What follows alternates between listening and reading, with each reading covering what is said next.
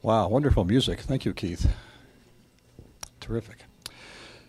Well, Joleen DuBois will be our next presenter. And, we haven't had that many opportunities to talk except by telephone, a little bit here at the conference. But Joleen is one of these teachers, a longtime teacher, 25 years of the Ageless Wisdom, who has a White Mountain Educational Center school. Anyway, in Prescott, Arizona, not too far away, and been doing wonderful work for a number of years. I want to read a bit about the school because what's written up here in your brochure, we don't always read these things, but this is I think nicely expresses what goes on here.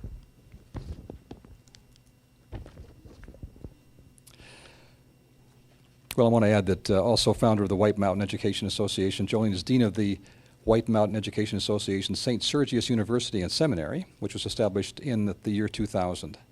An on-site and distance learning curriculum for transformational studies and living ethics, preparing students to teach and exemplify a life of living ethics. So when you think about what we're trying to do with people here, how do you apply the Ageless Wisdom, this whole idea of a life of living ethics? So we talk about living values. Couldn't be a higher kind of calling. Joleen is also an author and has a book on Sunday Talks, the wisdom teaching. Working on yourself. I'm getting it very good. Yeah. Which is available in the bookstore, and after Joleen's talk during the bookstore time, she'll be available to sign those books. So, Joleen, thank you for joining us. Let's welcome her.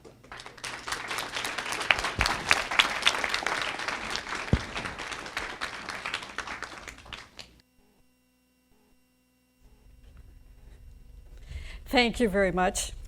I did also want to say that the group published a book called At the Threshold of the New World, which is an absolute gem. It is the writings, letters, and thoughts of Helena Rourke. We published this maybe 4 or 5 years ago, but it was quite an experience of translating her manuscript from Russian into English, dealing with other countries, other foreign-speaking people, foreign to us, and we to them, negotiating contracts, copyright issues, and so forth to bring it all about. And it took us, I guess, about 3 years to put the whole thing together. And as you can imagine, putting together a book written by such a great woman, we ran into amazing obstacles. It helped further our growth. We matured. Also, I want to mention, I believe it was 3 years ago, maybe 4 years ago, when the USR first met here. And our conference, the White Mountain Group Conference, dovetailed exactly. We overlapped one another with our conferences at the same time. I was a little dismayed, and I sent a quick note to Michael, and I said, look, we've got to get together on this. And he was so gracious. And I knew this was a man that represented part of the dream of the group I'm from, which is to create groups that will work together, that we can build bridges from one group to the next. And it really touched my heart. Speaking of heart, it really touched my heart. And then the next year, last year, I was invited to give a workshop, and then here I am this afternoon. So just to show our good faith, 9 people are here from the group today, just to get acquainted with everybody and to get a sense of what collaborative is with an esoteric community. And I just feel really good about this. I think this is our future. I know that there are schisms and problems among esoteric communities, but we're not there. We're about the future. Okay. All right. Okay. In reading through the 17 books now, in reading through the 17 books of the Agni Yoga series, there is a term that's frequently referenced called dual origin, D-U-A-L origin. Dual origin essentially refers to the masculine and feminine principle. I felt this talk was appropriate to follow Neil's movie, and you're going to see why, but particularly talking about the dual origin. The Master M tells us that the cosmos, listen to this, the cosmos exists in the greatness of the dual origin. Cosmos exists in the greatness of the dual origin. He says, thus the mother of the world and the great Lord build life. And I felt like we saw that in the movie this morning. He said also, the Master said, that their blended hearts ruled the universe. Isn't that beautiful? And I think of throughout the conference, this has been my first experience of seeing couples stand together and sharing the teaching in that way, the masculine and the feminine principle.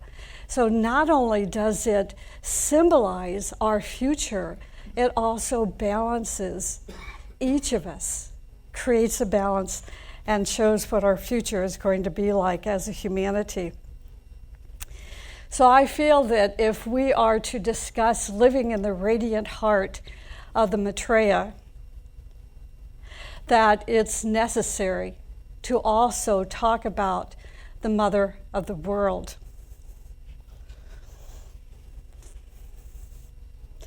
When we consider, for example, what the Master M says, that the manifestation of the Maitreya is linked with the confirmation of the mother of the world, then it seems to me it's most valuable to us as we consider the reappearance of the Maitreya, this coming one, that we are also looking for the manifestation of the mother of the world. In Agni Yoga, the Master M tells us that the Maitreya says to venerate the mother of the world. And you can see the quote up there in I don't know that I can see it. Let me read it from my notes. It says, each Lord has his keynote. The epoch of Maitreya proclaims woman.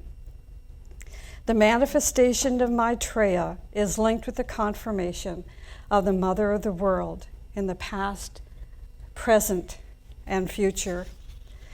So my talk this afternoon will be in two sections. The first part of the talk, I'll be discussing a little bit about the Maitreya, and in the second part of the talk, I'll be speaking about the mother of the world.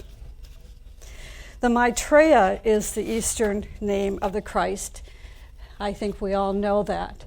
This image is a sculpture that depicts the Maitreya, the Buddha of the future. It was sculpted by a friend, an artist who lives in Puerto Rico.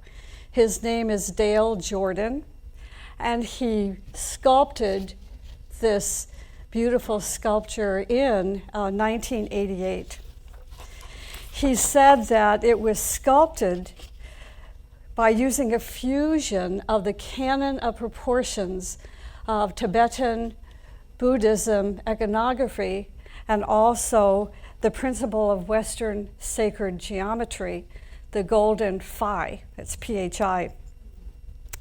Not being an artist, I had to look up the golden phi, what it was. So I wanted to share that with you. He says, or what I researched, it says that the golden proportion is the only possible creative duality within unity. It is the only possible creative duality within unity. It is the first division of one, which is the dual origin. The phi proportion is a perfect division of unity. Now, I'm just going to tell you a little bit about the sculpture, and you're welcome to come up and look at it after the talk during the break.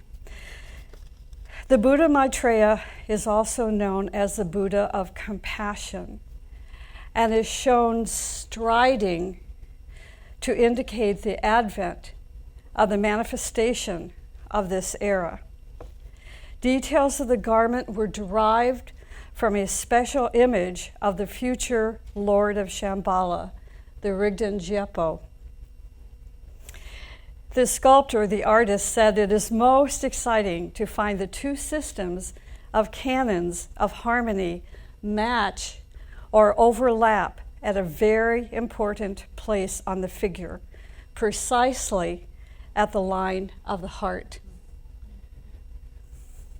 The sculpture is a silver-plated white bronze, and the eyes are inlaid with blue sapphire. And it is about 25 inches tall. The artist also told me that this sacred image contains a number of special items and purifying substances prescribed by Tibetan lamas to be included during the consecration process. He says the consecration and dedication of this image was accomplished according to the teachings of the Maitreya.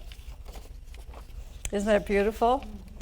So we were gifted this magnificent sculpture, and it graces the center up in Prescott. So let's talk a little bit about the Maitreya, Christ.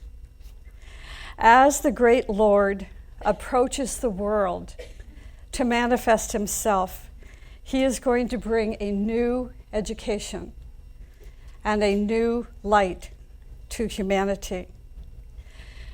We are already seeing his approach. We've heard about his approach and how he is approaching through some of the other talks this week. But for those of us who recognize that we are a part of this approach, we know it means that this approach is magnetizing, it's energizing, and it's pulling disciples from all over the world together into a movement. As this movement gains momentum and increases in intensity, it is not likely going to be for any religion, any doctrine, or any dogma. It is not likely going to be for any church, any nation, or race, but rather a movement to emancipate human beings into greater and greater freedom. So even though we're experiencing, as Neil's film showed us this morning, the worst of the worst, we also know in seeing the worst of the worst, the best of the best. And I say that with humility because we're going to work. We know this is part of the plan, so we're moving ahead fearlessly. This global organizing movement can be recognized by certain influencing factors. I limited the 2 million to 7 because the time it's too short. So I will be talking about these 7 influencing factors in a couple of minutes. But I wanted to present some research that I've excitedly been a part of in putting the talk together today, which created, of course, an opportunity for me to think more deeply. Where no one knows for certain the date and hour when the reappearance of the Maitreya will take place. Nonetheless, and think about this, and maybe you already have, the teaching was given to us in preparation for his reappearance. And because of this is why the word application is repeated over and over and over again. It is on beingness, not just knowingness.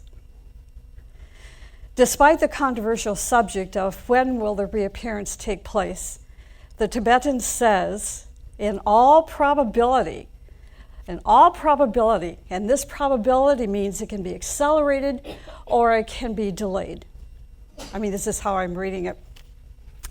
In all probability, the first stage of the externalization of the hierarchy will take place when? 2025. 2025. And up until that time, the Tibetan says, Shohans, masters, initiates, world disciples, and aspirants affiliated with the hierarchy are all at this time passing through a cycle of great activity. And I think we can attest to this. This is the movement. This is the energizing, the magnification that's taking place of bringing us all together, not just those of us in the room, but all over the world. All over the world, we are working subjectively together to prepare the minds of men, to prepare the minds of man for the reappearance. So there's the first point. Even though we don't know for sure the date or the hour, we know the gathering, the momentum is taking place. The next may be a little controversial, but like Gordon, I'm just going to give it out. Okay? And this has to do with the Kali Yuga. The Kali Yuga, we are told, actually began at the time of Krishna's death, which was about 5,100 years ago.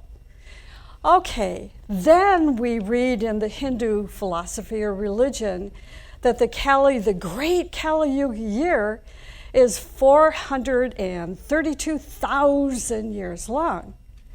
So I'm thinking, oh my, we're going to be in this Kali Yuga, the dark age, for a long, long time. But something didn't jive, and the reason it didn't jive, how do we translate jive? It didn't ring true. The reason it didn't ring true is because the man that I studied with, Torkim Saradarian, he believed that the Kali Yuga ended in the year 2000. So I thought, well, academically, how can that be? 432,000 years long? And it began at the time of Krishna's death about 5,100 years ago. How could that be? So then I found a writing by G.D. Peruker, and he talked about the little wheels in the great wheel. He said that the greater yuga may be 432,000 years long, but the little yugas, the shorter cycles of the Kali Yuga, can be 432 years long, or 4,320 years long. So, okay, I could deal with that a little bit. It still didn't jive with that year 2000. Peruker said that all the yugas are included in the greater yugas, and as the sixth root race enters into the fifth root race, those incarnated would incarnate into a Satya Yuga within the Kali Yuga. Okay, so I'm thinking perhaps this means that the sixth root race is well on its way in the year 2000. We know this began back in the 40s and then again the 60s. We know when that sixth root race began to come in that it was hit with drugs, the drug culture, and so we had a lot of problems. So my understanding, intuitive understanding, is another wave came in to incarnation and we're trying again. So if we're looking again at the year 2000, but that still doesn't say that the Kali Yuga is over. But the insight that I received at this point was, and I don't know that it's all that positive, although Peruker wrote it very positively. He said those that are born into the Satya Yuga, the golden age, would not grow as rapidly as those who are born into the Kali Yuga age. He said, nonetheless, they will be part of the Kali Yuga age, but the Satya Yuga age is the first yuga. The Kali Yuga of the four is the last one. So the sixth root race is bringing in the first, which is the Satya Yuga. But he said they'll quickly, he said they'll slowly sink down into hell. Okay, so I didn't have my answer yet. It's the year 2000. And so what I did is that I went into the Agni Yoga teachings just before I came and did a quick Google search on the, I think it's called agniyoga.org. You can research all the books there. It's just wonderful, just in a click. And this is what Master M says. He says, especially now at the end of Kali Yuga, we should realize that the brighter future is a reality. Okay, now we're moving from Hindu religion and philosophy into a more modern, updated. See what I'm thinking? This is my thoughts here. Now, the Master M says, at the end of the Kali Yuga, now he's not specific, well, he was specific. Should I share what his, he said 1942. But see, that still didn't quite ring true with me. So now we can call the ending of the Kali Yuga mythological. Would you accept that? In other words, we don't know the exact time or hour. The same as we don't know the exact time or hour of the reappearance. A lot of it depends on the consciousness of humanity. The Master M says, anyone who knows about the approaching end of Kali Yuga recognizes it cannot occur without world upheavals. So it would appear to me, to where we are as a humanity, that we're part of the world upheavals right now.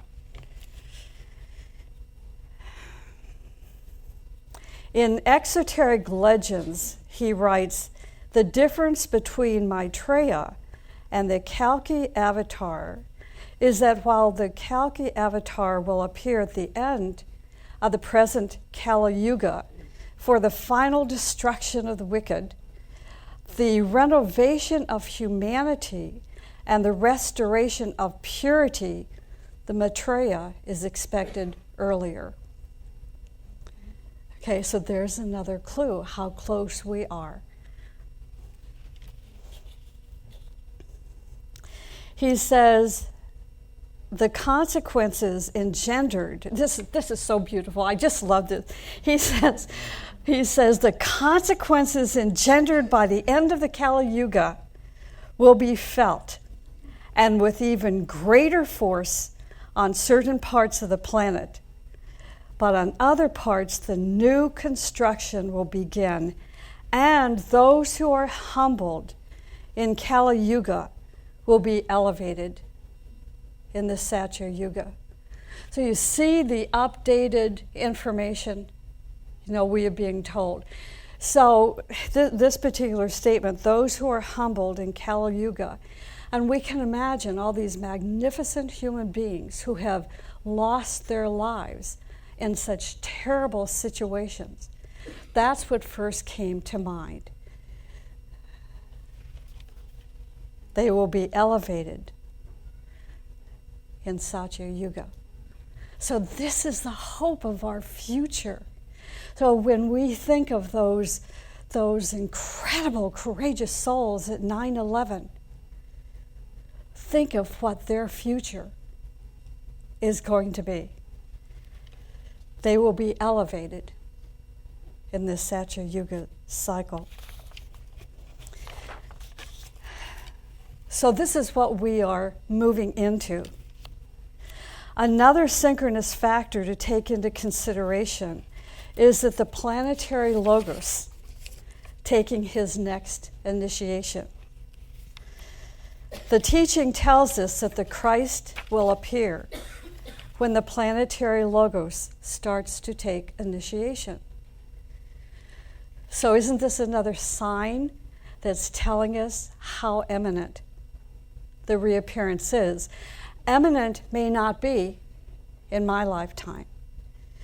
When I first began reading the teachings And I learned about 2025. I said, yes, I want to be here at least until 2025. While these connecting, ending, and beginning events are taking place, lots of things will be or are being destroyed. These events indicate to us that not all, and this is important to hear, at least maybe it was just important for me to hear. These events indicate to us that not all the upheavals in humanity are being caused by humanity itself. See, this is an answer. This is an answer to why. Why? They may instead be caused by the initiatory process of the planetary logos. DK emphasizes that sometimes the wars and evils and losses that happen in the world are happening because the planetary logos is taking initiation. Helena Rourke says something similar by mentioning in her writings that when a great one returns to the planet, it will be for a period of time difficult for humanity. See the signs? And then I was excited to see Carl's PowerPoint presentation showing us the pictures of Venus and the passages of Venus, because I believe this is another connecting event, the passage of Venus. Venus plays an important link to the Mother of the World, as well as to the Lord Maitreya. Helena Rourke tells us that the Lord Maitreya came from Venus at the dawn of the formation of physical man. So Venus is a planet to watch, but not just physically, also subjectively. She wrote, "The star of the Mother of the World is the planet Venus." And she wrote about 1924. She said in 1924, this planet, for a short period of time, came unusually near to the Earth. She wrote, "Its rays were poured upon the Earth, and this created many new powerful and sacred combinations, which will yield great results." So that was in 1924. Now, in the year 2004, June 8th, 2004, and again in June of 2012, Venus will once again make its passage, and its rays will affect humanity. Things of what I'm involved with and kind of what the group that I'm involved with is. So I just want to kind of put a plug in, if I may, for some of the CDs that are over in the bookstore. There's a couple that I'm really excited about that are brand new. One of them is a new take on initiations, new thoughts on initiations, kind of from the perspective of embodiment, embodying divine principles. And so that's just new this year in the bookstore. I know that some of you have picked up CDs, and I come each year and you look for the new ones. So that's a new one. Also the 2 CD set on the mysteries of Tantra. I definitely approach Tantra from a non-physical high place, divine feminine, masculine, and even trying to reduce those terms or find new terms for them. So this is certainly from my own heart mind, and so I want to share that. The meditation CDs, of course, there's meditation CDs for those that are new to practicing or want to renew your practice. There's several that have, shorter meditations, and then there's the ones that are long, 40 minutes, 45 minutes, that kind of thing, which Open to Openness is. Then there's, good teachings. There's also a new one on the stages of meditation, levels of meditation, looking at that as the path to enlightenment, meditation itself as the path to enlightenment. But there's, as I think came across, or at least I hope came across in my talk the other morning, I think it's very important that esotericism, occultism, be able to be seen in our lives, in life every day. That it shouldn't be esoteric, right? It should be extant, exoteric. So even to look at meditation as a path to enlightenment, but to see it in our lives every day, not just when we sit. That to esotericists, like the three wise men, meant something so significant to them and to us. Can we see these signs of Venus as the incarnation of the mother of the world? Or at least an increase in feminine leadership in preparation for the return of the Lord Maitreya and the mother of the world? Can the passage of Venus indicate the approach of the reappearance of other masters, the birth of an avatar, or other great spiritual events in the world of humanity? Are you excited? I am. Meanwhile, as I mentioned, we're already seeing that the reappearance of the Lord Maitreya is organizing a movement of disciples all over the world in preparation for his reappearance. A movement, as I said earlier, to emancipate human beings into greater and greater freedom. This globally organizing movement can be recognized by just the 7 key factors, which I'm going to talk about. But these factors, these influencing factors, are already in place. These are not something that we have to put into place. They are in place, but they're going to be intensifying.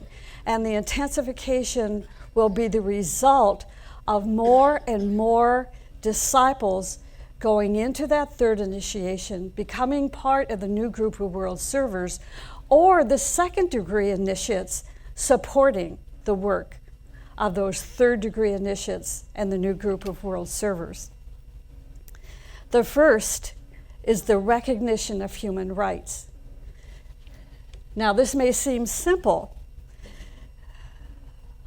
but we know, even in the esoteric communities, how we are being challenged to recognize the human rights of one another and all that it means. It is so beautiful to protect human rights everywhere, in every nation, in every race, in every religion, and even at home. Yes, amen.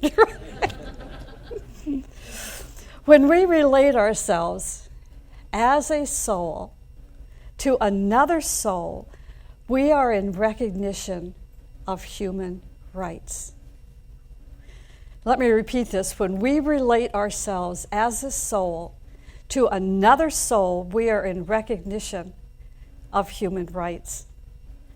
We cannot create human rights when we relate to one another at a personality level. We really can't. The reason we can't are too numerous to mention, but selfishness would be one, personal opinion would be another, prejudice another, and so forth. It is only when our consciousness functions on the higher levels of the mental plane, then we can make, listen to this, then we can make the personality build human rights.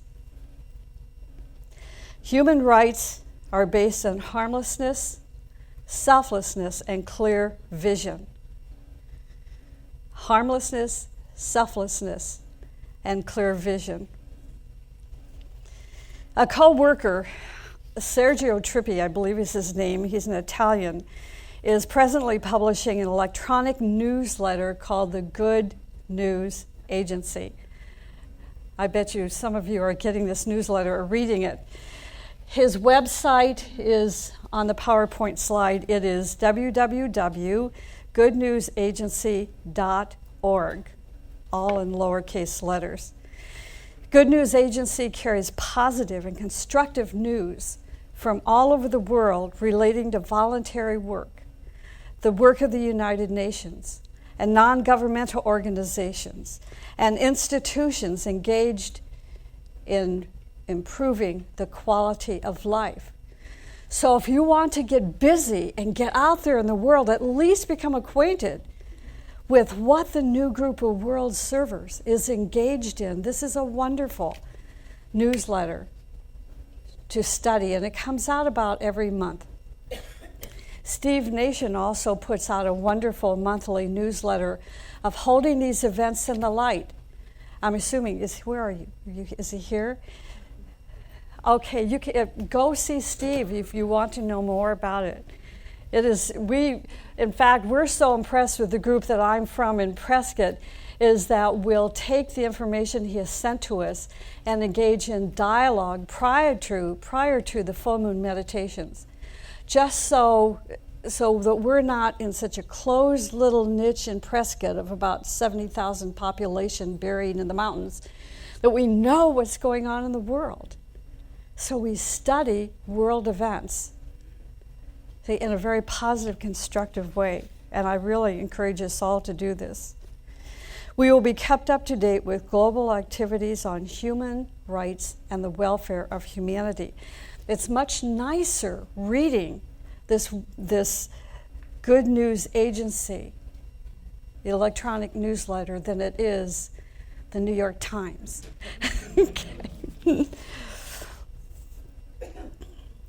Okay, the second influencing factor, the respect of human rights and human dignity for each person. We can already see this respect awakening in students, in colleges, in universities, even in business and education. This spring, students from colleges and universities from all across the country in the United States chose to go to the Gulf region over spring break. And if you've ever been part of this spring break craziness, which I was, when I was going to the University of Iowa, I couldn't wait to get to Florida. It was sunny and warm and lots of fun. So when I read this story and learned about these students, I thought, change is coming, change is abound, change is here. 1,000 students, at least 1,000 students from 28 schools plan to take part in helping the Katrina Relief Fund over their spring break. They also said, in addition to addressing pressing human needs on their campuses, that they are hoping to raise the awareness of human rights and dignity, and to encourage further on-campus service efforts. So these are signs for us to see in our young people and to be there to support them and encourage them. One group of students' theme for the week was Out of Chaos, Hope. One girl said, we learned that it was not so much about the house that we were swabbing out. It was the people who lived there. People are starting to protect and respect human rights. This is the spirit of Maitreya. Think about this. If we want to see this globalizing, organizing movement take place, all we have to do is connect our heart with the heart of Maitreya, with the heart of the universe, the cosmic magnet. And we will be part of this movement, part of the spirit of Maitreya. It is a global movement that is being created in the consciousness of humanity. Now, if we can go back to the late 1800s and then into the 1900s up through about 1955, when our great teachers, starting with H.P. Blavatsky, giving us the enormous amount of literature, particularly the Secret Doctrine, the teaching, to prepare us for the reappearance. Then Alice Bailey and the Tibetan gave us 24 volumes to lead people to the original teaching. And then Agni Yoga, giving the pure essence of the teaching. These books are our passion. The thoughts that created the forms of these books, the light that created the forms, that manifested in form of the teaching is our passion, not just so we're intellectually stimulated, but that so we can engage in meditation, study, and service. The third influencing factor is the cultivation of global compassion. Compassion is the all-inclusive love and understanding. All-inclusive love and understanding. We must direct our compassion everywhere, toward the vegetable kingdom, toward trees, toward the bushes, to the flowers, to the animal kingdom, toward everything, toward absolutely everything. We are developing compassion for human beings. There are hunger projects. There are eradication of diseases projects. We are fighting for the forests, the oceans, and the rivers. Compassion must include everything that is alive in the universe. Compassion means to see, and I think Michael said this morning, compassion means to see everything and still keep your love and goodwill burning. This is our challenge. The Master M once said, think about your heart as being the heart of cosmos. Compassion brings us closer to the Aquarian Christ and to the higher planes of existence. The fourth influencing factor is peace. The Maitreya Christ is inspiring humanity to eventually come to its senses that peace is better than war. The United Nations and UNESCO were founded to bring about a world of peace. Dr. Wangari Maathai, the Kenya Earth Charter Commissioner, won the 2004 Nobel Peace Prize for her contribution to sustainable development, democracy, and peace. She is quoted as saying, "Peace on earth depends on our ability to secure our living environment." Maathai stands at the front of the fight to promote ecologically viable social, economic, and cultural development in Kenya and Africa. Imagine being this woman. And that's how we can connect with her heart. Imagine that we are this woman, and we have this tremendous job or task ahead of us to do. She has taken a holistic approach to sustainable development that embraces democracy, human rights, and women's rights in particular. In 1997, the Secretary General of the United Nations, Kofi Annan, established the United Nations Messengers of Peace. Today, there have been 9 people appointed to this body of messengers. I'm not going to read through their names because some of them I can't really pronounce perfectly. But again, you can Google this and you can learn all about the lives of these 9 people that were put in this position. As we are learning, peace is not inertia. Isn't this important to remember? Maybe just for me. And why just for me? I remember as a kid, I didn't ever want to go to heaven because I was told when you go to heaven, you play a harp. See? And that's what I thought peace was, going to heaven, playing the harp, till eternity. And no, this is not my life. I don't want to die and be in peace. Now I understand. Peace is not inertia. It is the expression of the will of Shambhala. Peace produces balance. It produces equilibrium, synthesis, and understanding.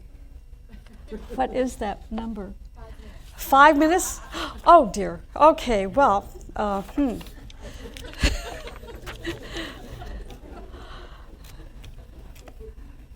may be a couple minutes over time. Okay, let me hurry. The fifth one is cooperation among all nations and religions. In this kind of cooperation, humanity will see the same vision and coordinate all their activities to reach this goal. This way, when we reach the goal, the way we reach the goal may be different. But if our heart is sensitive to the ray of Maitreya, we will be aligned and in balance with his vision, and will reach the goal of cooperation among all nations and religions. The sixth point is striving toward perfectment. And I'm going to move on with these. The seventh and the last point is transformation of life on earth.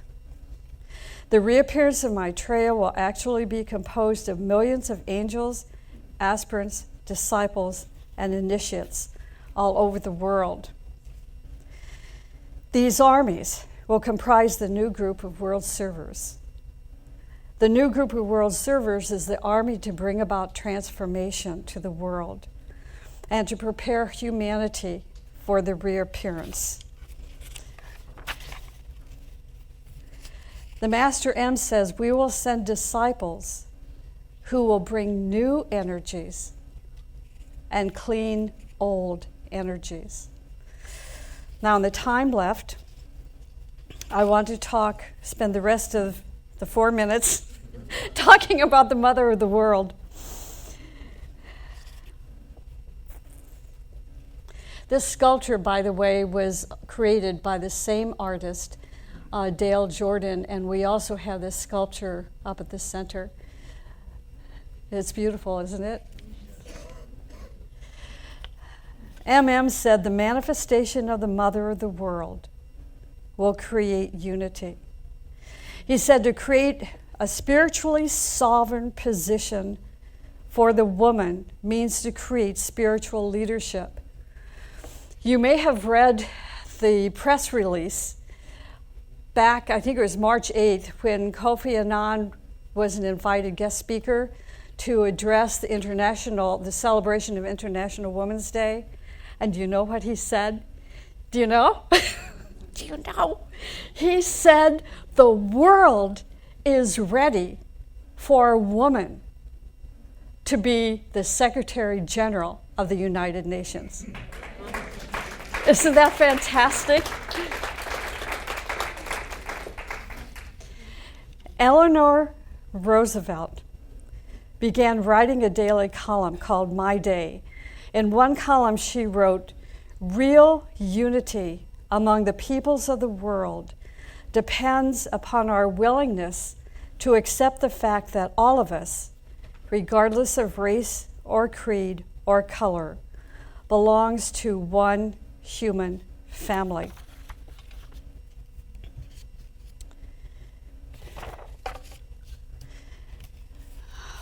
Oh, I'm so sorry, we're so out of time.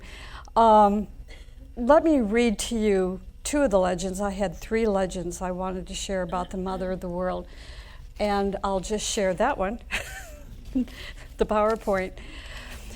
This is one of them. In the ancient wisdom, we are told that our parents of our solar system are 2 great constellations, the Great Bear and the Pleiades.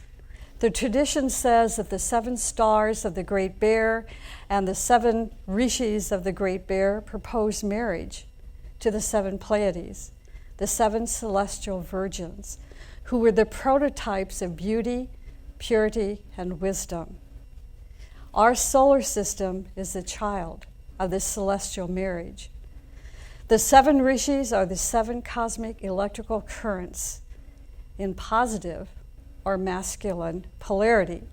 The 7 Pleiades are 7 cosmic magnetic currents in negative or feminine polarity. The legend says when our solar system was created, only 6 of the rishis married. One of the rishis could not find his bride. She disappeared and was called lost. This is the origin of the tradition of the lost Pleiad. The lost Pleiad remained a virgin. Her magnetism was not fused with that rishi. Millions of years later, the lonely rishi found his bride on earth. She had gone to the newborn child, the earth, to be its mother. She is called the mother of the world. And the third legend, I won't read the second. The second legend is of the mother of the world is found in the Indian nations. The third legend is, what is not surprising to learn is that the world mother is not a single entity, but a group soul. A legend says that about 5,000 years ago, the world mother gathered around her all advanced women in the world. These women were at least third-degree initiates. The world mother collected these women around her and created a many-petaled flower in which the women formed the petals and she stood at the core. This lotus of many petals now stands in space, from which the petals, age after age, incarnate and later give birth to all heroes, world leaders, and great ones. This group in its totality is called the World Mother. But at the same time, each of the petals is called the Mother of the World because each petal represents the totality of the Mother of the World, or the World Mother. So if we can just think, as we come to a close here, Golda Meir, these are women that came to mind. Golda Meir, Eleanor Roosevelt, Aung San Suu Kyi, and certainly Mother Teresa. The only power in the universe is the power of unity. And then let me close. I was trying to find a concluding statement, and I think I have found it. Moving on to page 11 out of 14. As we prepare humanity for the reappearance of the Lord Maitreya and the Mother of the World, here is an activity, one of 7, that we can engage in. Instead of fighting each other, we can fight common enemies, such as pollution, diseases, ignorance, limitations, human weaknesses, and vices such as separatism, hatred, jealousy, and so forth. As the reappearance of the Maitreya approaches, we will find humanity working toward synthesis, in which beauty is the common denominator, releasing the minds of people into the new era from a conflict that was the result of fanaticism and ignorance. And here's the last PowerPoint slide. When the Soviet cosmonaut Yuri Gagarin made his historic space flight in 1961, he became the first human being ever to look upon the fullness of the planet Earth from above. When he was asked how to describe what he saw, he said, and it took him a long time to come up with something that would be appropriate to describe what he saw. He said, "The view of Earth from space reminds me of a painting by Nicholas Rourke. Beauty is a common denominator." Thank you. Thank you. Thank you.